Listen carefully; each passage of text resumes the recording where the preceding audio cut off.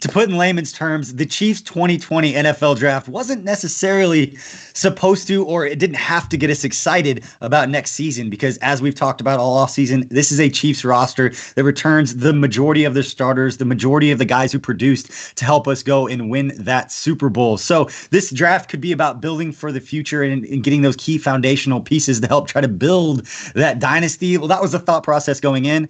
Well, Brett Veach and his staff decided to go out and do both of those things. Get guys who could help for right now, get guys who could help for the future, and not have to do that with situational players, guys who could play right away. And again, get those key spots moving forward. And we will break it all down with the man himself, Brett Veach, as well as Eric Stonestreet will join us here in a few minutes. But Mitch, first, it doesn't take much to get the two of us excited anyways, but looking back at this draft and what they were able to do in the couple hours after the draft, it's really hard not to be excited about what the Chiefs have going on and what they were able to do over the last 3 days. EJ, I was interested in Mike Mayock's comment, the Raiders general manager, when he said the Chiefs keep getting faster and more athletic. They're more dynamic every time you turn around. When I look at this draft class, that's what I see. Extreme athleticism and potential dynamic plays on both sides of the ball. That's what gets me excited. And we got to thank everybody who's tuned in. This is our 7th live stream show over the last 3 or 4 days. So we appreciate all the support. Please keep the comments going in the comment section. Like I said, we've got Brett Veach joining us soon. So if you have any questions, please let us know. But we need to start by thanking and letting everyone know that this show is presented by our friends over at Midwest Ford Dealers, the official truck, SUV, and car of the Kansas City Chiefs. And Mitch, before we welcome Veach on, let's take one last look at the Chiefs 2020 draft class, starting with the first-round pick, Clyde Edwards-Helaire, Willie Gay Jr., Lucas Niang, L'Jarius Sneed, Mike Dana, and Bo Pete Keys. This is a fun group, and we are going to break it down with the man himself. Brett Veach, we appreciate you for joining us here for the 3rd time over the last few days. I hope you got some sleep last night. You guys have gotten some work done. Yeah, no, certainly got some sleep last night after a few hectic nights, but all weekend long, scouting staff did a great job, and just being fluid, working through the board, and you guys knew how to get one trade in there. So, we think it's going to be an important one for us, and we're really excited about not just our draft class, but certainly I think what we're able to do in free agency, I think is impressive, and it's certainly tip of the cap to my personal department. Brett, I got to ask you about Saturday, because we had a chance to ask you about Thursday and Friday's draft picks, but I want to ask you about Saturday, because at least for Chiefs fans, there was a lot of nervousness those first couple of days, because they just fallen in love with some of those cornerbacks at the top of that draft. And you had told us pretty much for the last couple of months that there was depth at corner in this draft, and you were able to get a couple of guys on Saturday in L'Jarius Sneed and trading back up for Bo Pete Keys. Can you tell us a little bit about those guys and why you're excited to fit those guys and those athletes in this system with Steve Spagnuolo and that coaching staff? Yeah, we're certainly excited about coming into this draft, because as I had mentioned, and we thought that there was depth throughout the board at the corner position. We also knew that there was a bunch of talent in other areas. So when you get a chance to draft a Clyde Edwards-Helaire, you really can't pass that up, and then you come back with an athletic linebacker in Willie Gay and what we feel future starter at tackle in Lucas Niang. We just knew that if we were patient, there was still going to be a lot of guys at that corner position that we like, and it worked out. As soon as the day started on Saturday with our 4th round pick, it was Sneed the whole time. So we just sat there and we were just crossing our fingers. There was a point where I thought about moving up a little for Sneed. My guys did a great job of helping me be patient, and it paid off, because I was able to kind of use some later equity to go up and get Keys too. But those were 2 guys that we really liked, and we had Sneed and Keys rated very closely together. So again, it kind of worked out the way we hoped, and we're excited about the guys we drafted, and we're excited about this free agency class. Brett, thanks for deking us out, saying, well, I don't think we're going to work on UDFAs, and that, whoops, all of a sudden a 7th round trade. But I got to ask you, overall, in looking at this class, just the athleticism and the versatility in almost every one of these guys, how much of that was a point of emphasis as you were going round by round? Well, I mean, it's a big deal because I mean, the more you can do, the more you play, and the sooner you play. So we always have that in the back of our mind. But when you, like you mentioned, Mitch, when you have guys that an offensive, a running back that can really do it all, a linebacker that has will and sound versatility, we have a bunch of corners that will be good outside players, and Snead played a little safety. The tackle Niang, we think, can come in and compete right away at guard, and then Dana's kind of a good complement to what we have. And, we like to build that defensive line depth. One of the things we talked about too was last season, this injuries we had to Speaks and Okafor and Ogba, and they started to pile up. And, we had we had the good fortune, to add some players throughout the course of the season there. But that was a position that, we endured a lot of injuries. So adding a guy like Mike Dana comes from two great programs to throw him in the mix. But we have a bunch of guys that I think will fit right in, and all these guys love football, love to compete, and they're all, like you said, Mitch, versatile. They can do it for our roster. Going back to the cornerback position specifically, one of the things we had talked about leading into this draft was obviously getting Bashaud Breeland back in free agency was huge. With him and Charvarius Ward returning those two starters and bringing Antonio Hamilton, a guy who has a little bit of experience, was huge. But losing Kendall Fuller in free agency, a guy that we know in the postseason was predominantly playing safety, but a guy that had some versatility, could help you at corner. When you looked at least on paper, the depth you had at cornerback right now, I know you like Rashad Fenton and some of these young guys, but there were just 454 snaps played in the careers of the guys behind Charvarius and Bashaud. So with these young guys that you've gotten, despite the fact that they were later picks, what gives you confidence that with what you've seen on tape and just the mental makeup and all the stuff and talking with them, that if they had to compete and step on the field early in their careers, what have you seen from them that gives you confidence that if you had to do that, that they could? Well, I mean, it's a combination of the process that we have in place, and also the coaching staff that we have in place. I mean, Charvarius Ward didn't play a lot of football before he got here, and Fenton was a rookie last year. Both those guys we were extremely high on in regards to our evaluation process. And then you guys saw what the job that Coach Spags did, Coach Merritt did, Coach Madison did. So it's a combination of believing in the process and believing in the works that our personnel department does, and seeing the athletic attributes on tape, meeting with the players, understanding how well that they can pick up our scheme, and then having the utmost confidence in our coaching staff. So it's really a combination of all three things that we see that gives us confidence that we can add youth and add depth to our roster, but know that these guys can get up to speed quickly. Brett, how much more explosive did you get on defense with this class? I mean, I think of Willie Gay Jr. We see the explosive plays from Frank. We see it on the back end. Thornhill's pick six against the Raiders. And you were around Derek Johnson at the end of his career.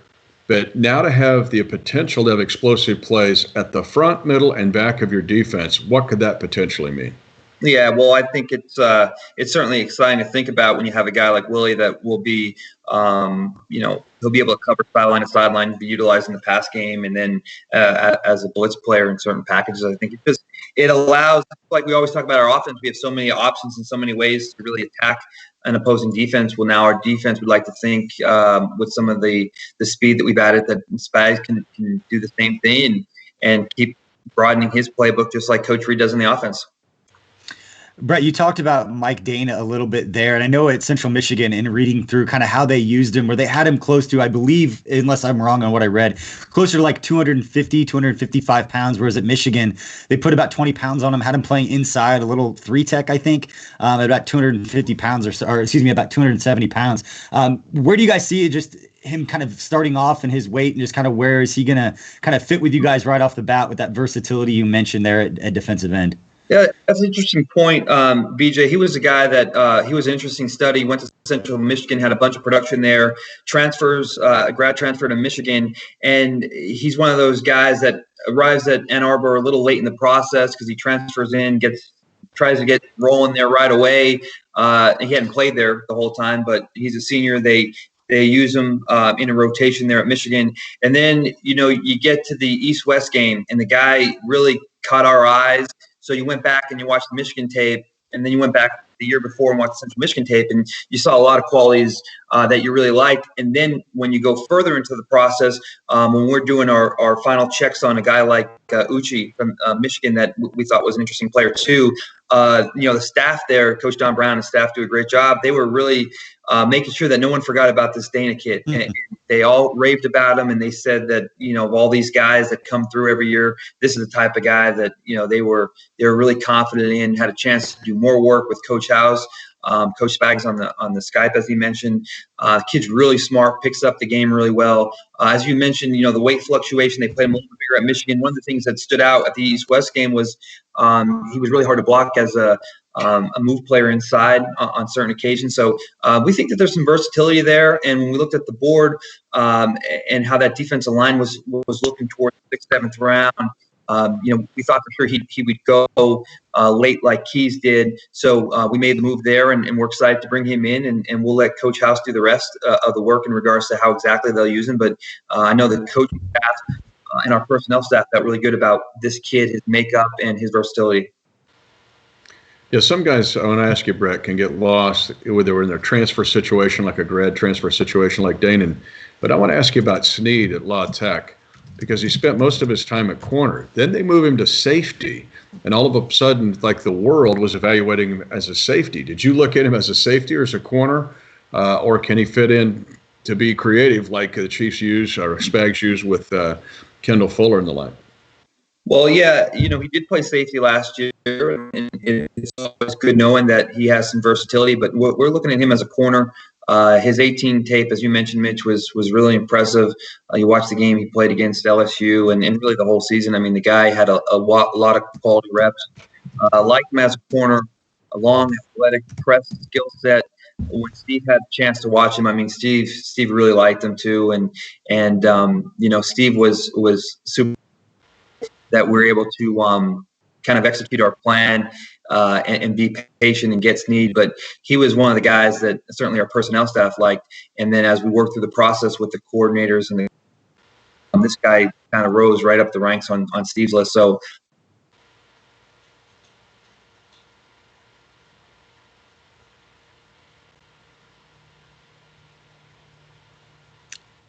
I think we may have lost Brett there. We got some technical issues. We've done so well. It's our 7th live stream show. I'm sure he's had so much work that he's been doing using all the internet and all that stuff that his computer's just ready to quit and be done. We'll see if we can get Brett Veach back. Hey, BG, I think his kids are probably eating up all the Wi-Fi calling Andy Reid. They're like, we haven't been able to get on the internet for the last 3 days, Dad. Like, we're getting on the internet now. And we're calling Coach Reid.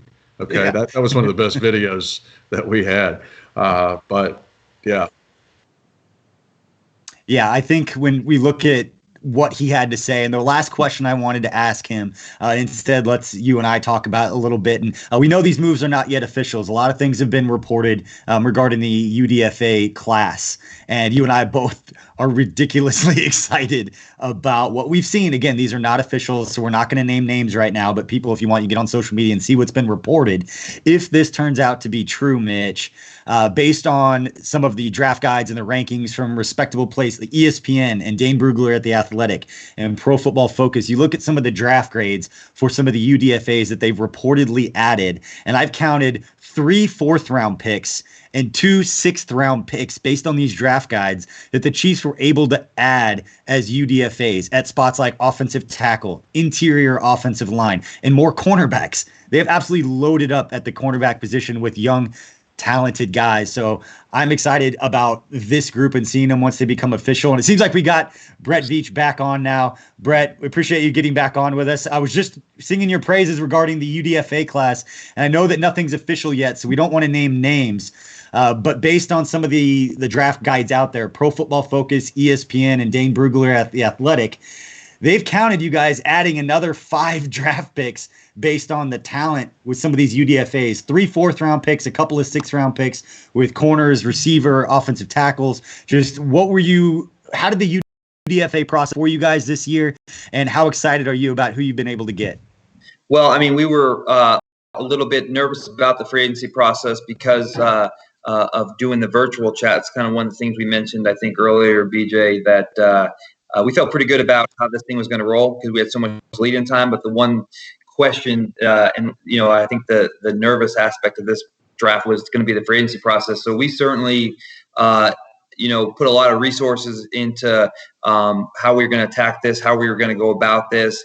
And, it helped us having, in a weird way, not having a 6th and 7th round at the time, helped us restack the board and really identify guys that we're going to jump on right after the draft ends. And our guys did a great job of being ready to go once the draft ended. And then I was able to sit there and navigate the board. And once, you saw the corners take shape, it felt like it was time to pull the trigger and get back in there and get a guy that we came very close to drafting in the 5th round in Terry Steve.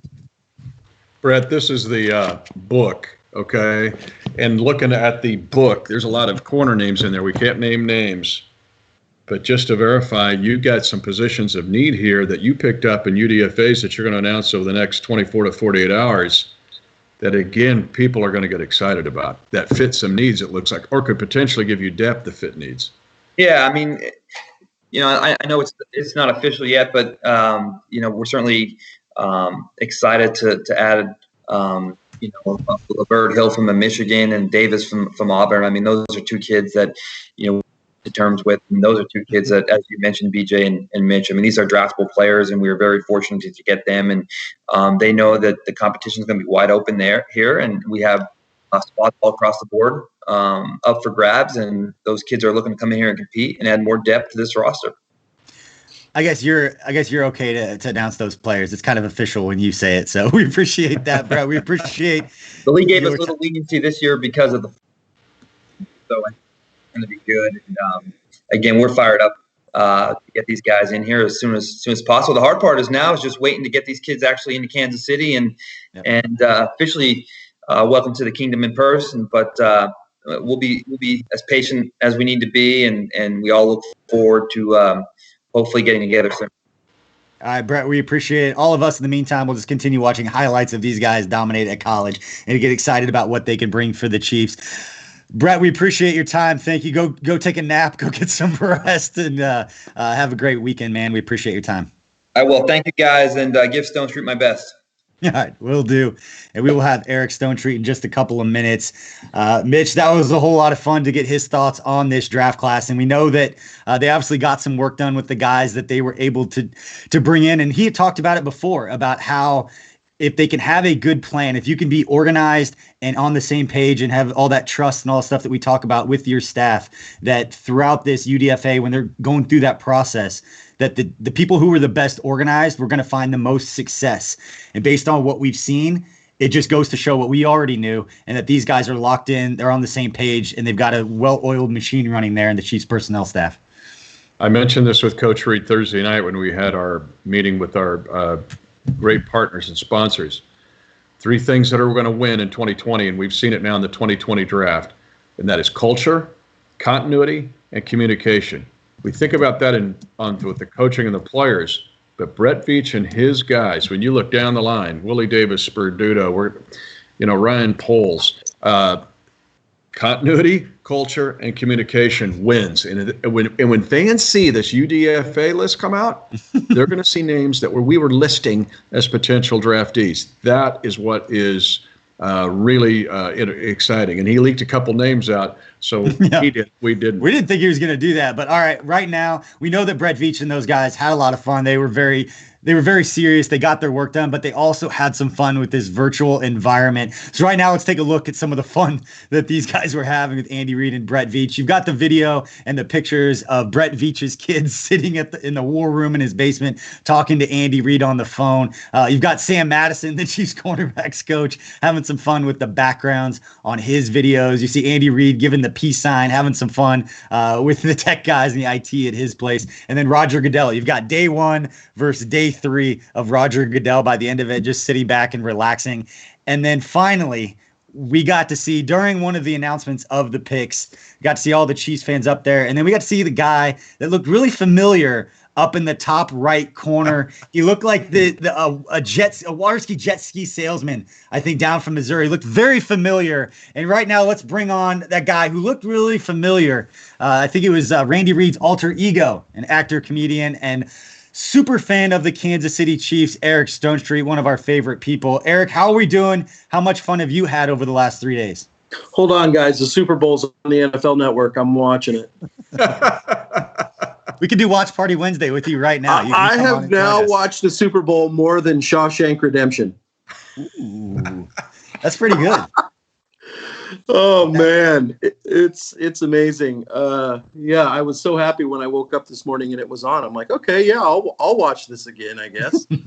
How much time have you spent on YouTube watching the highlights of our draft picks? Oh, I've been a fan of the draft since, I have a very vivid memory of being at a track meet in DeSoto, Kansas, before, the draft was, I could watch the draft on TV, but hearing through the grapevine that we drafted Christian Okoye, and everybody was like, who's Christian Okoye? And I knew who Christian Okoye was because when I would go to Nebraska track and field camp every year, he was one of the discus throwers that they would show us from Azusa Pacific.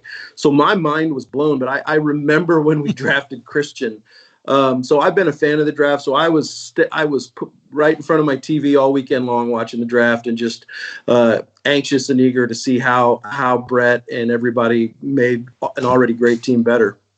We need to get some Piper Pirate track and field highlights up here to go into our coverage. But way to go for the Piper Pirate. And by the way, is jet skiing a socially distancing? Is that fine? You can still get some Randy Reed jet skis and still be in compliance with the stay-at-home order? Not in Los Angeles County. In Ventura County and Orange County, I think you can, but we're still on lockdown out here. How that happened, Chiefs fans will appreciate because, I'm aware that you can get tired of me. I get tired of myself, so I don't want to be in everyone's feed and stream and blah, blah, blah all the time. I'm a fan like everybody else. But Roger Goodell called me about an hour and a half before, and he said, "Hey, do you want to be your Andy Roger Reid's brother?" Goodell called me. Yeah, Roger Goodell. He's like, "Do you want to be in this thing?" And I'm like, "Well, I can't tell the goods no." So I quickly went up and shaved my goatee into a mustache. Yes, this is a real mustache now, and threw on the Hawaiian shirt and linked up and did that just as a little Easter egg, hopefully for Chiefs fans that were watching.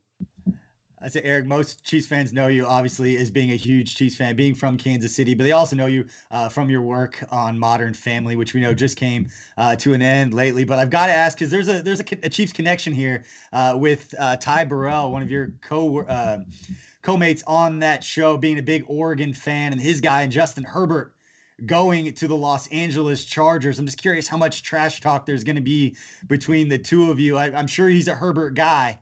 How does he feel about that? And have you already begun that trash talk yet? No, we haven't started it. We haven't started it yet. But I'm as a football fan, I'm excited. I loved watching the Broncos and the Raiders and the Chargers all load up on offense as though they think the only way to beat us is to score more points than us. It's like, you might want to. I texted Veach during the draft. I'm like, these guys might want to draft some people that can stop us too. It's ridiculous. So I'm excited. I'm pumped that the Raiders drafted some playmakers and the Chargers. But I like Justin. I think he as a quarterback, I was blown away by his arm at the combine. Yes, I watched the combine too. I'll tell you, I'm a general manager in another life, man. Eric, we talked to some other celebrities. We talked to Melissa Etheridge. We saw Brad Pitt during the Super Bowl get all fired up. In your surroundings in Hollywood, are more and more people talking about the Chiefs going, Stoney, your team's got Mahomes. I mean, is there more conversation about the Chiefs there?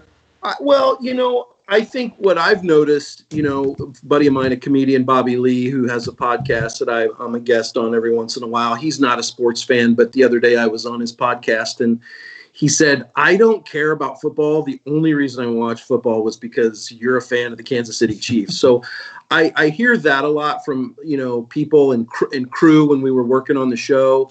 When we won the AFC West or the AFC Championship, we won the AFC West, then the AFC Championship, then the Super Bowl. I get confused with all of our championships.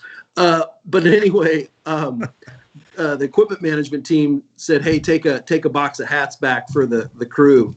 So I took a box of hats back for the crew, and you can see in the documentary that was just on right before the finale of Modern Family, a a bunch of crew members walking around in Kansas City Chiefs hats, which is so cool. I've done that for Kansas State. I've done it for the Chiefs, where people have become fans of it because, I'm passionate about it. I care about it, and that's infectious, I hope. And I think everybody loves Mahomes, right? Yeah, I think people enjoy seeing other people be excited and get happy about things that they care about. And I think that's what people enjoy about you, being genuine and open about your love for the Chiefs and showing humility in that. Curious, in which of the 6 draft picks was your favorite? Who are you most excited to see get out on the field for the Chiefs? Well, I texted, I'm sounding like a turdy name dropper here, but I was texting Schwartz before and I said, I think we may go running back here. And he's like, I don't know. I don't know if we'll do that. But I looked at Hilaire as not necessarily a running back. I just looked at him as a playmaker. And then if I investigate going back through my text messages with Veach, we were texting during the national championship, and I look back and he texted me. He's like, "This guy is amazing. This guy is electric." So had I really been Inspector Clouseau and put it all together, maybe I could have known that Hilaire was way up there for them. But I'm really excited about him because the comparison of Brian Westbrook is amazing. And I say install the wing tee, Holthus. What do you say? Get the wing tee, tee installed, and good luck. Eric, we ran a play from the 1948 Rose Bowl in the Super Bowl. Heck yeah, we're going to run the wing tee. But the thing I saw too, because I know one of your favorite non-Chiefs of all time is Darren Sproles. Don't you see some Sproles when you watch Clyde Edwards-Helaire? Yeah, man. I mean, he's just that's what I keep saying. He's a playmaker. I mean, everybody was saying like Andy Reid doesn't draft running backs or it goes against his whole blah, blah, blah, or whatever I was seeing some commentators say. But I'm like, where is it that Andy Reid doesn't love offensive weapons? Where in his pedigree does it say he doesn't love offensive weapons? And that's why I look at him as way more than a running back in a hybrid position. I think that position's changing.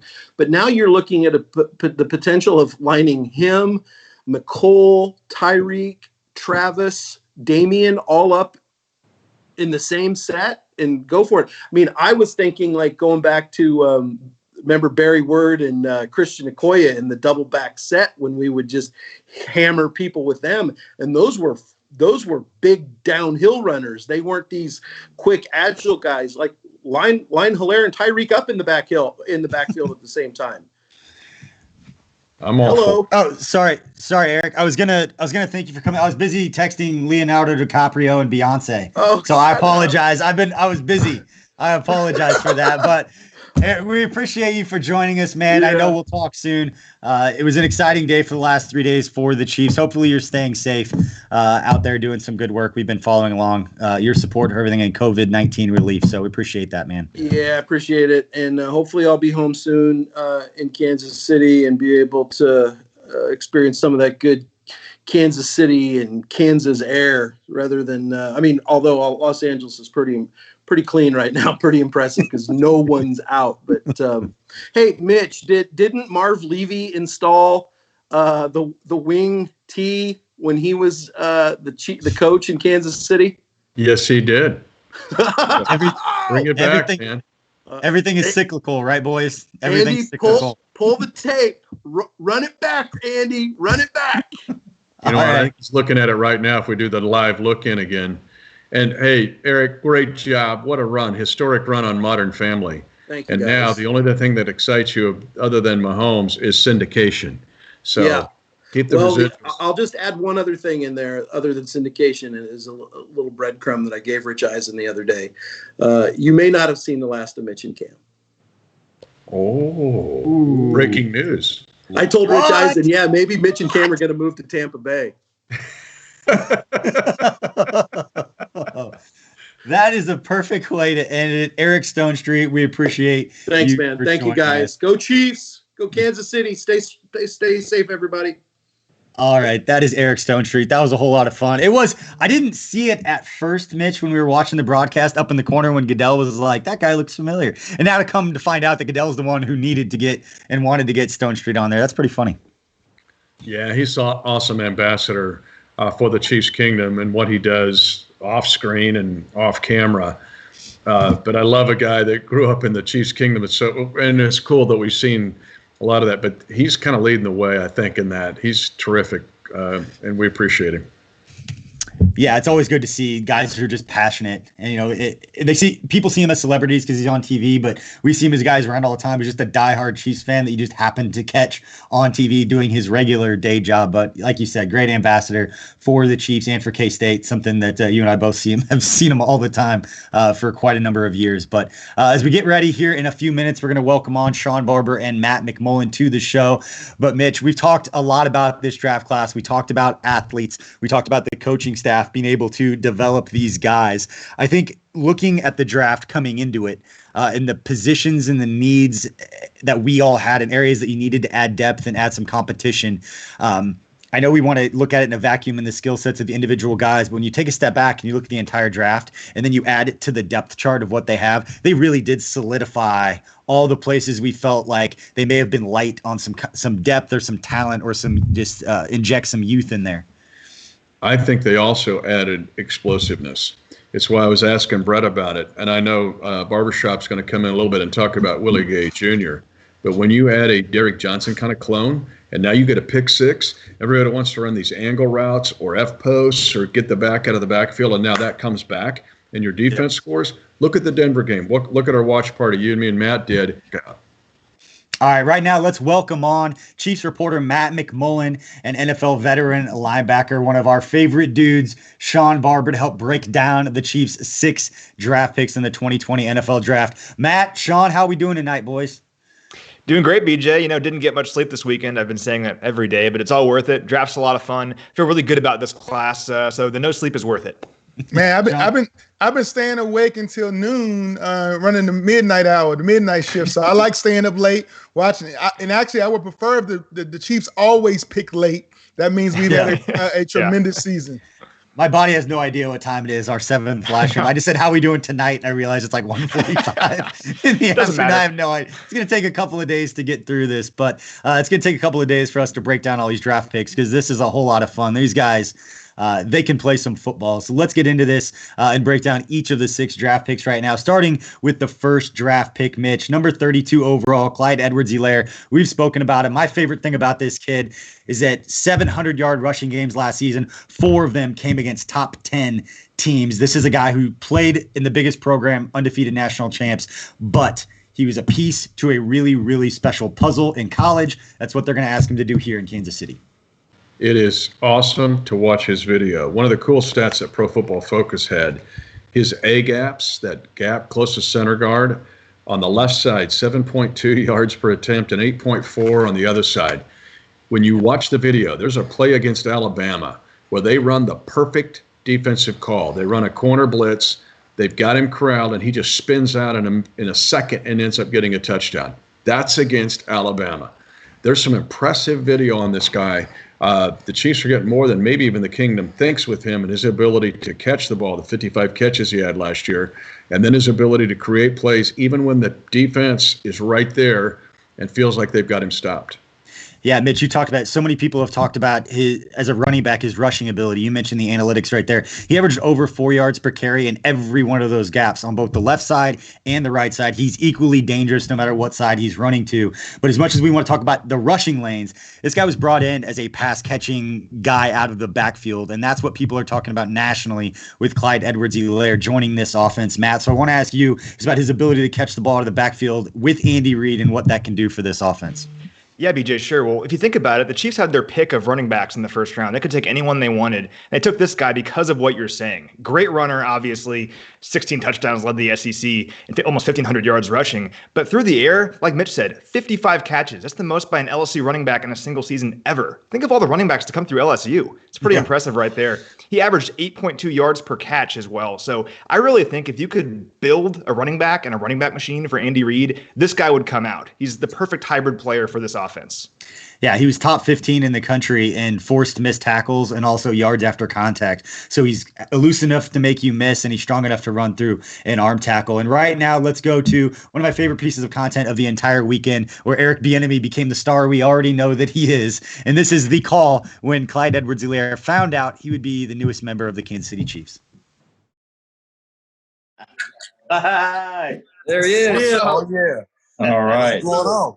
Hey, why don't we let Clark go ahead and talk to him real quick? Hey, Clyde, this is Clark Hunt.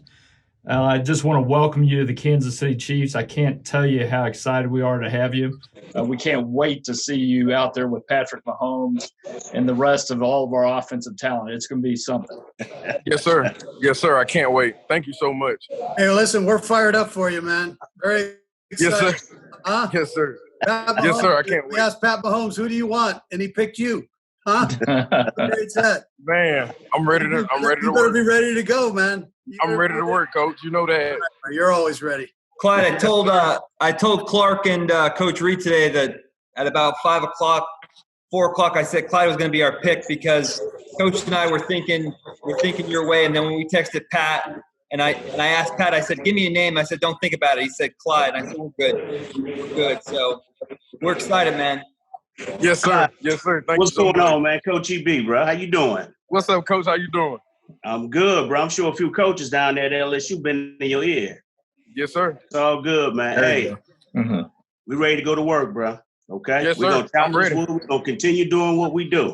All Yep. right? You come in and Coach Dillon gonna get you straight. We're gonna get you all lined up and ready to go. But when it's all said and done with, bro, we just gonna come and continue doing what you did. All right? That's it. That's it. Let's make it happen. Hey, Clyde. What's up, coach? Hey, man, I just wanted to say congratulations. And I told you a few days ago it was on, didn't I? You did. You did. I told you did. that. You called. I told you that, called. man. And so that was wishful thinking right there, man. But, hey, we're in a great spot right now, man. And just, man, I'm honored to coach you, and we're going to take this thing to the next level in the RB room. Yes, sir. That's it. Let's make it happen, coach. We're going to get to work here in a minute.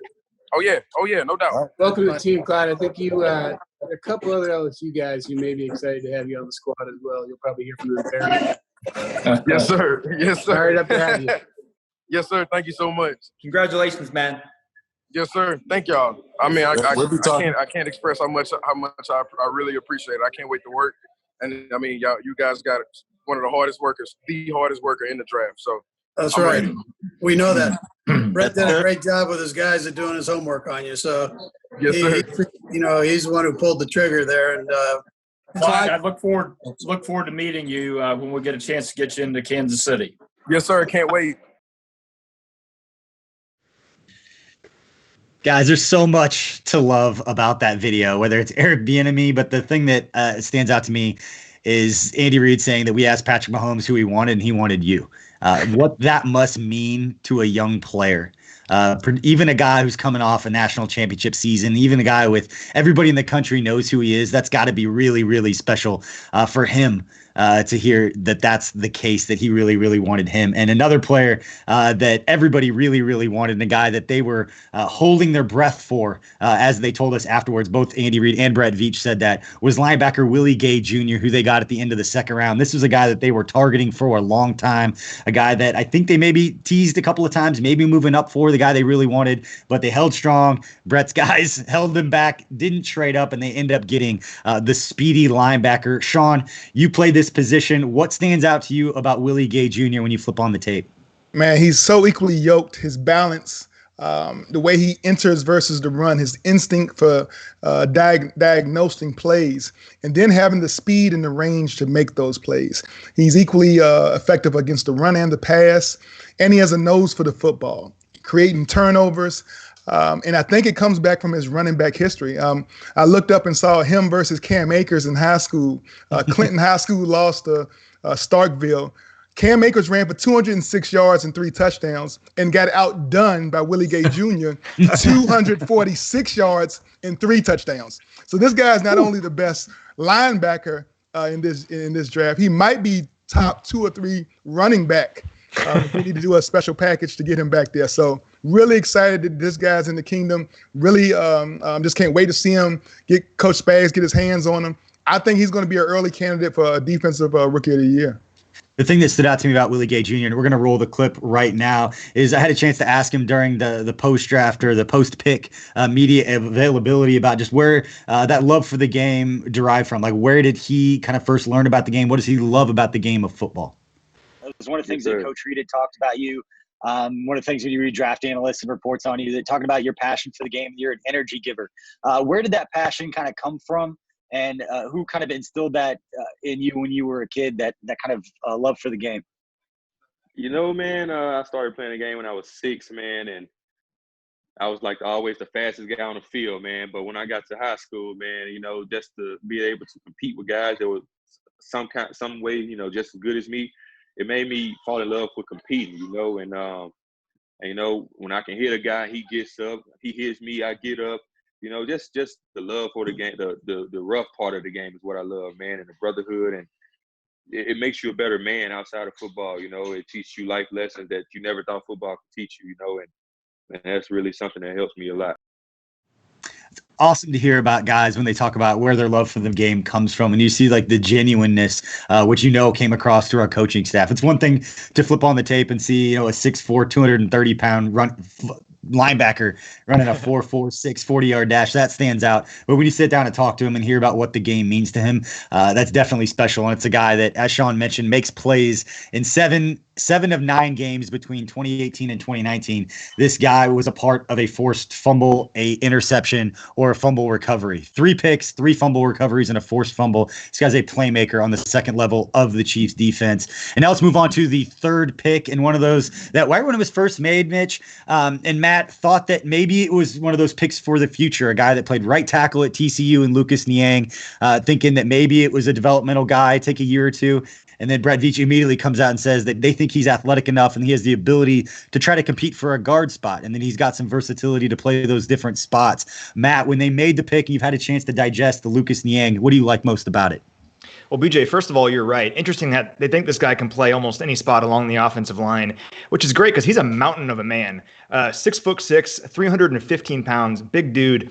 And he's been really productive in his career in terms of pass blocking. In almost 1,000 pass blocking snaps since 2017, never allowed a sack. And that includes out against guys like Chase Young and Nick Bosa. So this guy's sturdy. He's been really good. He had an injury late last year that probably had him fall on some draft boards. But some people think he could have been a first or second round pick value if he hadn't gotten hurt. So good value there for the Chiefs. Matt, it's going to be interesting how quickly he can integrate into 2020's plans with the recovery from that hip surgery. That was in November that cut his season short. But when you look at this guy, he was the highest rated pass blocker in the Big 12 in 2018 when he had a full season. But Brett Veach alluded to it. When he played against Ohio State in 18, he's playing against Chase Young and Nick Bosa. That's the real world test. And that tape, he was impressive against Ohio State. Yeah, Mitch, and just 3 penalties in nearly 2,000 snaps played in his 3 years. That included 27 starts at right tackle. And Mitch, real quick, I know that you always give credit to Rick Burkholder and his staff, but this draft pick has Rick Burkholder, and he's the vice president of sports medicine and performance for anybody watching who isn't familiar with Rick. But for their staff to sign off on a player who did miss a huge chunk of his last season in the environment that we're in right now, with everything being virtual and the physicals and all those conversations, how important was Rick and his staff and the trust that Andy Reid has in him in order to be able to make a pick like this with a top talent that for some was projected to go much higher, and had it not been for the injury, would have gone much higher? I don't normally quote Meet the Parents movie in something like this, but it's the circle of trust. And I'm going to tell you where that circle of trust goes. That goes beyond the walls of the Chiefs' kingdom. That is him getting information externally from people who trust Rick and he trusts them. But I think Niang, even if he's developmental, is going to be a long-time Chief and a very productive offensive lineman. Yeah, Mitch, you talked about that trust, and we can almost extend that to the Willie Gay Jr. pick, where there was some background stuff they needed to get into that they talked about it, that Matt House, the Chiefs linebackers coach, is familiar and friends with the coaching staff down at Mississippi State to get some of those answers. And Coach Reed said that he reached out to Dan Mullen, who was Willie Gay Jr.'s head coach at Mississippi State, who's now down at the University of Florida, to answer some of those questions. So as much as we talk about trust within the building, the respect that Andy Reid and Rick Burkholder and those guys have across the league, that when they talk to these other coaches and try to get information, that they know they're getting the right information, because you're talking to guys who just have those relationships and that standing across the sport and in the areas that they are specialized in, whether it's athletic training or coaching or whatever it is. But right now, real quick, before we move on to the next pick, let's go to the presser bit of Lucas Niang, where Andy Reid's talking, and they're talking about that versatility that he brings. Throughout the whole process, I liked them a lot, and I felt like it was mutual. And I've just been waiting, honestly, for the last 2 days for them to call me. I thought that was where I was going to end up. The call was crazy. It was everything I've ever dreamed of, everything I've been waiting for my whole life. The anticipation was wild. Thinking I was going to end up there and not knowing. And then I got the call a little bit before it even went on TV that they had the pick. It was crazy. It was everything I've been waiting for. You sit there and you look at Lucas Niang. He's a guy that, just 2 years ago, he was asked to block both Bosa and Chase Young. Did a pretty good job. Guy that can play some guard too. So, we think he can come in right away, and the kid is smart and challenge at guard, and then potentially work and develop at both right and left tackle. So 2 guys that we think have tremendous upside and are both extremely versatile. Lucas Niang's one of those picks. It was the first one where initially I thought maybe that's a pick for the future. And then when they talk about his versatility, his athleticism, he's going to be one of those guys to keep an eye on. And again, he's going into a great room with Andy Heck and that coaching staff to get him right. We saw the numbers speak for themselves. Not to say there's not technique and things that he can clean up to play at this level, but the athleticism, the pedigree is already there. Right now, let's move on to the next pick, the 4th round pick in L'Jarius Sneed, a guy that we just talked about with Brett Veach earlier, a guy that they had been keeping their eye on from the moment that the draft started yesterday on Saturday. And Matt, this guy is an athlete. Yes, absolutely. 4th fastest time at the combine, 4.37 40-yard dash. The guy can fly, blazing speed. But the thing I like most about him is you can have guys who are really fast, but they don't necessarily translate that to the field, or they're making plays. This guy makes plays. 8 interceptions in his career at Louisiana Tech, 3 pick sixes. No player in the FBS over the last 4 years had more than that. So the guy makes plays, just his hands on the ball, and scores touchdowns. I like this kid a lot. Mitch, what do you love about Sneed? I love his versatility along with his athleticism. 41-inch vertical. Okay, that's one Thornhill range. They're fighting for the rebound there. And then his ability to play 348 snaps in the slot, 354 deep safety, so they can move him around. The other thing I like about him is he doesn't miss tackles.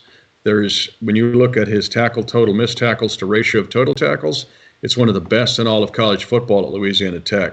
So what's really interesting, though, about this pick was Amik Robertson was the guy that people were looked at. And right after the Chiefs take Sneed, then Robertson goes to the Raiders. But now Sneed was kind of overlooked, and I think it was because of his position change. There's a lot to like about him. Yeah, I think most evaluators at the NFL level saw him as a cornerback. They know that he played safety last year as a senior. It's one of those things where people catching up at the process late see him listed as a safety. They evaluate him as a safety, whereas the scouts and the people that follow these guys for a few years and project where they could fit saw a cornerback. We saw it going years ago. We saw it with a guy like Mitch Morse. A few years ago, where he played a lot of different positions, played center, I believe, as a freshman. Mitch, you can correct me if I'm wrong, but then was playing tackle later in his career, gets drafted as a center, a position he hadn't played in a few years, because they saw that and they kind of projected that into his future. And you can see something similar with a phenomenal athlete like Sneed. But right now, let's go to the presser bit with Chiefs area scout Willie Davis, just talking about what L'Jarius Sneed could bring just from an athletic point of view to the Chiefs defensive backfield. I think we've added 2 really fast guys on defense, not just L'Jarius, but also William. But speaking on L'Jarius, I think, like I said, I think the kid can run as fast as he needs to run. And he plays fast. Not only on, you can get in your T-shirts and shorts and run a fast 40, but this kid actually plays the game fast. And if you look at what the AFC West is doing, and our like you said, our division, they are trying to get fast, and they're trying to. I think they're trying to, instead of stop us, like they're trying to score points with us. So it's very important that we get faster on defense. I think we've done a great job with this draft and doing this, and adding L'Jarius is just helping it. Obviously, when you see and we talked about it on this show, on Thursday and Friday, what the AFC West teams were doing. And the Denver Broncos adding Jerry Jeudy on Thursday and then KJ Hamler on Saturday, two playmaking wide receivers. We saw it with the Las Vegas Raiders adding Henry Ruggs, and then coming back with Lynn Bowden and Brian Edwards, a player that may get lost in that shuffle. But of all those guys, he's one that I've got an eye on because for a mid-round pick, that Brian Edwards kid can make some plays. But Mitch, Willie Davis talked about it. They start adding playmakers on the offense, and then we start later in the draft on Saturday, started adding those defensive backs with they're athletic, and they can run. Yeah, three things here, though, with Snead. One, we talked about his 4.37 40. Two, his ability to play in the slot, because Hamler and Ruggs, to me, are going to be slot guys. Think about McCole Hardman and how he gets used a lot by the Chiefs in different ways, and Tyreek Hill. But the third thing I was going to mention, his wingspan. Snead has a 75 and 3/8 inch wingspan. So now all of a sudden he has a chance to be long, not just fast, but also to be long in defending those speed slot guys in this division. Yeah, and you see with the graphic up here, you see the versatility in all the different places that he lined up, whether it was a slot cornerback or whether it was in the box or whether it was deep at free safety. And then you see the athletic profile and the 98th percentile in his vertical jump, his broad jump. Again, this is a guy who has ball skills. He has the ability to take the ball away and make things happen, and has those instincts to make plays, and also the athleticism, which seems like a perfect Saturday pick for any team for the NFL draft. And the good news is this guy's a draft pick for the Kansas City Chiefs at a position of need. We heard Brett Veach talk about that earlier. Let's move on to the 5th round pick in Michigan's Mike Dana. Guys, got an interesting story, bounced around. I like his story and what it means to just his competitive nature, and we'll get into that in a second. But Matt, when you see the defensive end out of Michigan, what do you like about the pick? Well, BJ, you're right. Let's back things up a bit. Don't look at 2019. Look at 2018. This guy was one of the best pass rushers in the country at Central Michigan before he transferred to Michigan. Here's some stats for you. 66 tackles, 15 tackles for loss, 9.5 sacks. He was a first-team Pro Football Focus All-American. So this guy was one of the best pass rushers in the country. Grad transfer to Michigan, so he wants to kind of up his skill level a little bit against some Big Ten competition. And he was kind of used as a reserve. And you look at his numbers, they didn't jump out at you like they did at Central Michigan. But Pat Sperduto, an area scout that was really high on this guy, he explained that they used him in kind of a weird way where maybe his skills weren't best utilized. And the Chiefs believe they can get those skills out of him at the pro level. And BJ, you're right. What I like about him is he didn't regret going to Michigan. He saw it as a chance to get better and increase his skills. So even though the numbers weren't great, he felt good about that decision. So I like this kid a lot. Yeah, let's go to the one-on-one with Chiefs defensive line coach Brendan Daly, where he talks about that, Matt, about what it meant to them, what it meant as an evaluator and a coaching staff to see a kid go from Central Michigan as a grad transfer and step up after the season that he had, because he wanted to go to that next level of competition. Well, I would say that this is a very smart, tough, hardworking football player who's going to come in and compete. You saw him go to the East-West game, and he absolutely dominated in those practice sessions and in games. Wherever they lined him up, he was productive. So I think we got a good football player is what we got. One of the things I said to him when he and I had an interview a couple of weeks ago is, your role is going to be defined by you and what you do on the field. And I think the most exciting thing about this guy is he's not afraid to compete. You see a guy that transferred to the University of Michigan with a chip on his shoulder, walked in and in one short training camp, earned himself a role. And I would expect him to do the same thing coming to Kansas City. That's maybe my favorite thing about this virtual environment was getting to see those coaches talk, because that's not like a separate media thing. Like, that is the conversation that those guys had, and you kind of get that peek behind the curtain of what it looks like. But Mitch, the other thing that really stands out, and Brett Veach talked about it earlier with Mike Dana, that stands out to me is that when he said that, they were talking about Josh Uche, the linebacker, who ended up going, I think, right there in the second round to the Patriots. I think the Patriots actually traded up to get Josh Uche before our second round pick. But the one thing that stands out to me is him saying that when they were talking to Michigan coaches about Uche, that they kept reminding them about Mike Dana. And what stands out to me about that is that the Michigan coaches didn't have a lot invested in Mike Dana in order to kind of speak for him like that, because he was a grad transfer. He showed up late in the process. They become it late in the summer as a grad transfer. It wasn't like he was this kid that they saw as an 18-year-old, developed him and put all this equity into him. So what was it about Mike Dana that he showed that coaching staff in just the short year he was there that they felt like they needed to speak up for him and kind of make him one of their own?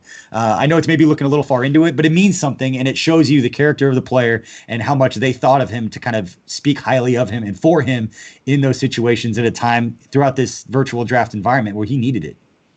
Well, first of all, Coach Daly rocking that beard. That's the best part of that video.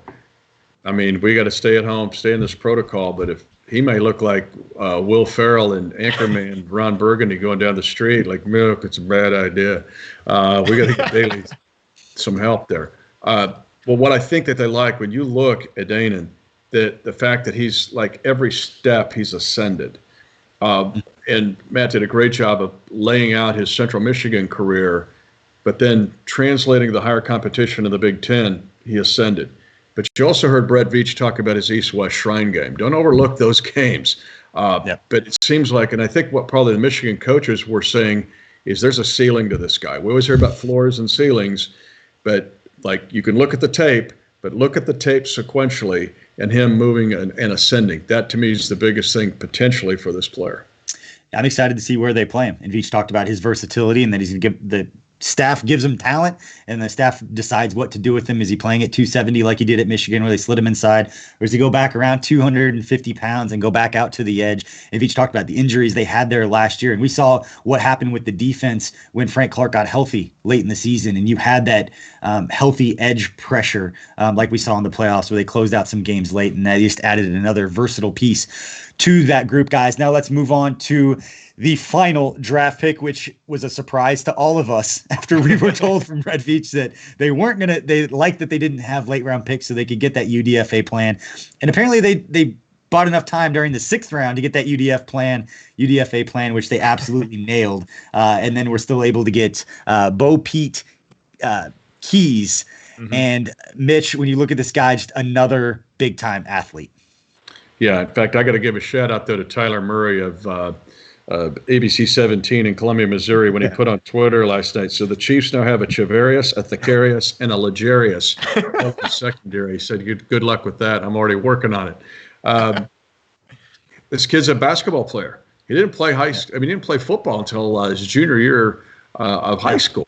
And when you look at his vertical ability, again, a combination of speed and vertical play, like he can fight for those high points on the balls. When you look at his Tulane tape, he is able to win those battles. Even if he doesn't get a pick, he's got the vertical ability and the hops to knock that down. Yeah, and you look at Bo Pete Keys, Mitch, the most interesting thing about him as a player, I think you mentioned, he didn't play football until his junior year of high school, and then didn't play much his first 2 years at Tulane. So you're looking at a guy who's really only played 4 years of football. And Matt, when you look at it, started 23 of his last 24 games, 18 pass breakups, a couple of interceptions. But this is a guy that they took a swing on late, and they gave up a future asset because they wanted to get in this building. And like you said, competing right away. Brett Veach mentioned it when we did the interview with him early on here, that they don't really care where these guys are drafted. He's going to get out there and compete. Yeah, this was Brett Veach's guy. I think we can figure that out here. This is kind of where the whole virtual offseason was a little tough, though, because guys like this didn't get a pro day, and he also didn't do a lot at the combine. So there weren't a lot of numbers on him where you kind of had to go by his raw tape. Willie Davis talked about how this kid probably would have been a 5th or even a 4th rounder if he'd been able to test at his pro days. So if you feel good about a guy's tape and you feel good about a guy, you go up and get him. A few off-the-field things that I think are interesting. And BJ, you kind of got this out of him during his media availability. His uncle was a Chiefs fan because Bo Pete, when he was a kid, his youth team was the Chiefs. So his uncle became a huge Kansas City Chiefs fan just because of that. And now Bo Pete's on the actual Chiefs. So really cool there. Yeah, he actually said that he got his haircut the other day, and he had like the apron that was a Chiefs apron. So he's like, it was natural. That was on the call that we're going to go to here in a minute. But the other thing, guys, before we go to this, the video with the call, is that his arms, the arm length, 32 5/8 inches long. And just for context for people, the average cornerback arm length is about 31 and a half. So his arms are more than an inch longer than all the other cornerbacks. You talk about the speed. You always want long, athletic cornerbacks there on the outside. This guy's over 6 feet tall. He's listed at 6'1", 202 pounds with long arms, and he's an athlete. And right now, let's go to that video. That is the call when Bo Pete Keys found out he was not only going to be drafted, but he was going to be drafted to the defending world champs. Hey, Bo Pete. Hey, how you doing? I'm doing great. Are you excited to be a Kansas City Chief? Very excited. I'm very excited. Yeah, you want to help us defend that Super Bowl title? More than well. You're joining a great team that has some of the best coaches in the National Football League. We look forward to getting you to Kansas City and getting this thing going, all right? Yes, sir. DK, happy for you, buddy. Thank you. I appreciate it, Coach. So you, me, Sam Madison, Dave Merritt, our 2 DB coaches, we visited on that WebEx. You remember that, right? Yes, sir. And just recently, TK, I had a great conversation with Doug Graber. Coach Graber worked you out. Coach Doug? Yes, sir. Yeah. Did you do that in Florida? Yes, sir. Pensacola, Exos. Good. There's good people down there. You went to a good place. So listen, we're looking forward to getting you up here. I know Sam Madison is anxious to work with you. You're our kind of guy. You fit what we do. We're just going to get you better at it. How's that? Yes, sir. That's great. Good. Well, hey, listen, is that what you go? Am I calling you by the right thing here? Yes, sir. That's the perfect name. All right. That's what they told me. So I'm just going with it, what they say. So, Yes, hey, listen, welcome aboard. We're fired up to have you. I know it was the 7th round, but we don't care here. We play 7th rounders. We play free 8. We play everybody. As long as they can play and they work hard, keep their nose clean, we're good, man. Yes, Best sir. players get out and they go. So you with me on that? Yeah, I'm with you, Coach. You're coming into a position of need, and that will be to your advantage. And you just keep getting better and keeping your ears open and working hard, and everything will go good for you. I appreciate the opportunity. It's crazy because just last night when I got a haircut, I was in a cheesecake. Nice. Good omen.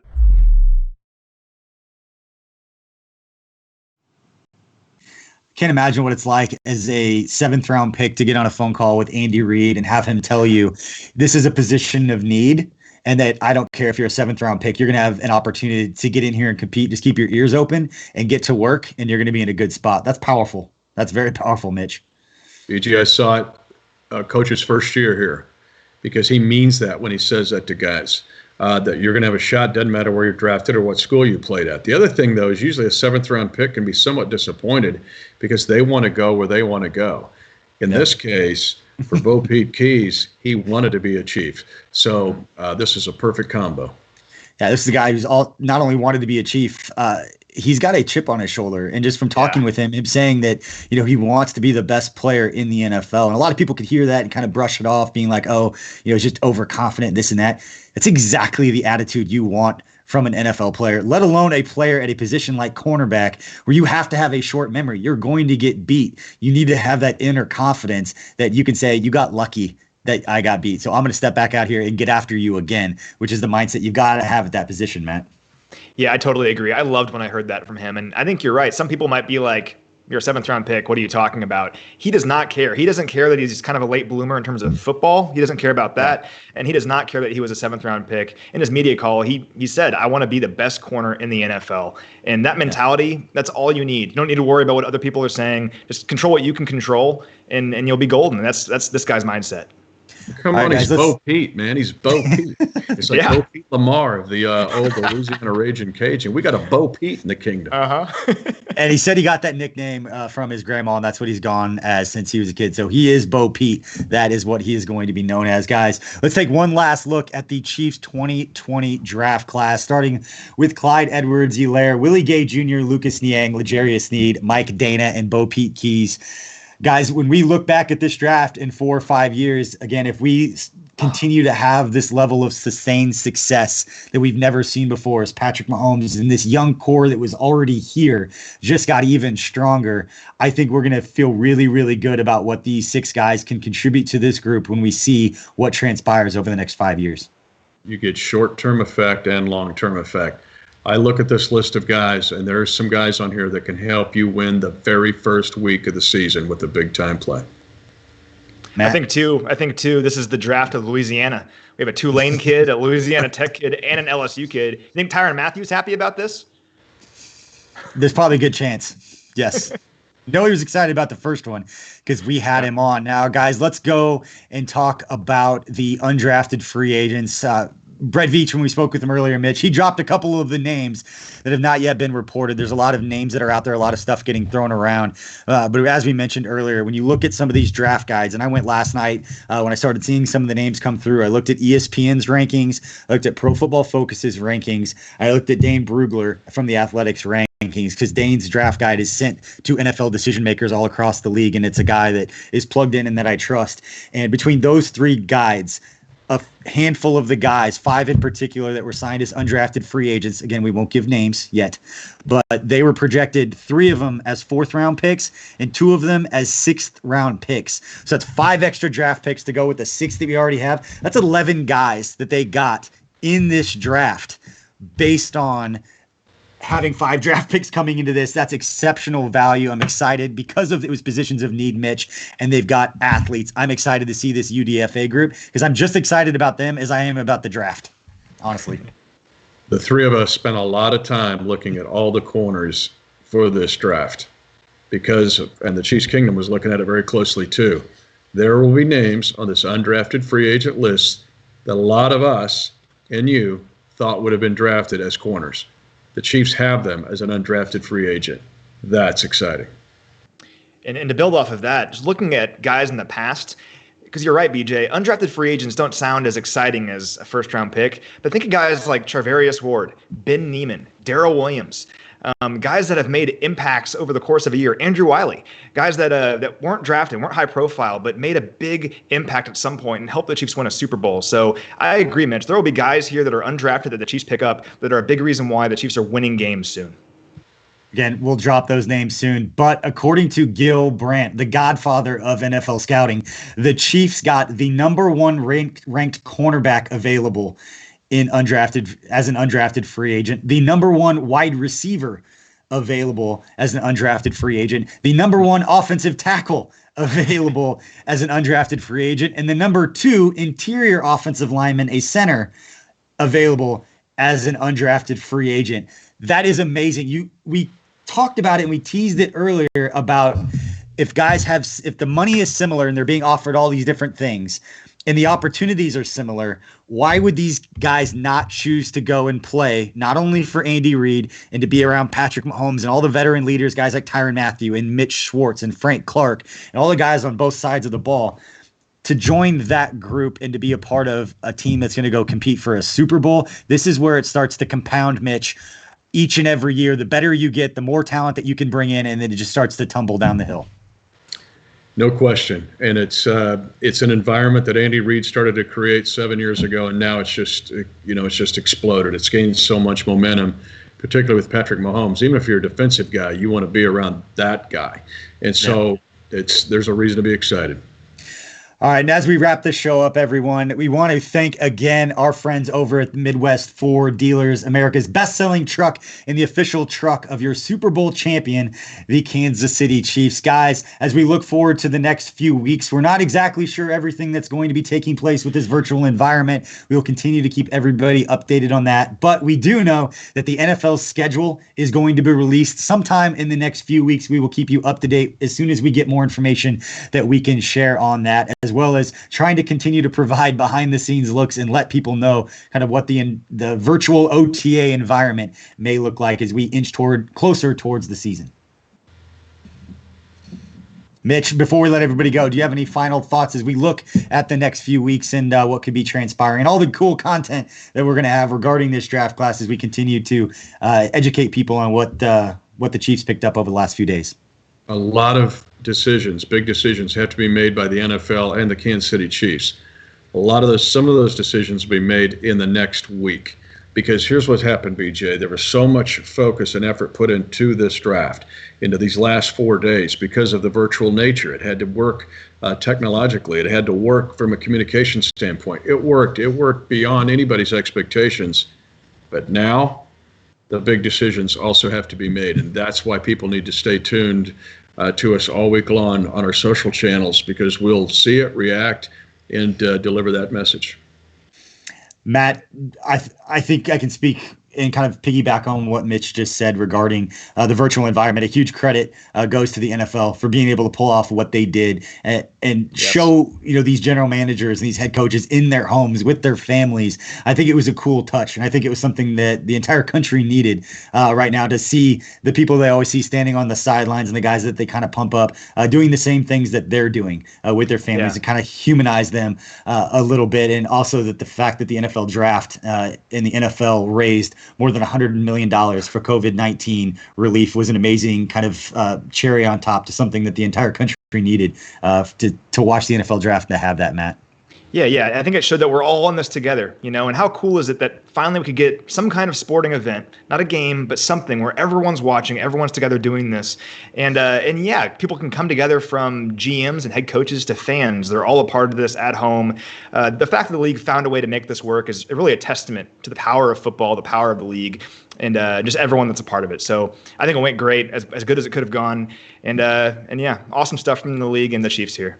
2020 draft was great. And one of the draft picks will be joining us Wednesday on Watch Party Wednesday. Don't worry, everyone. We're firing that back up with the Minnesota Vikings game on Wednesday. So tune in for that. Should be a whole lot of fun, guys. Last thing, one word, draft grades. Mitch, what grade do you give the Chiefs 2020 draft plus undrafted free agency?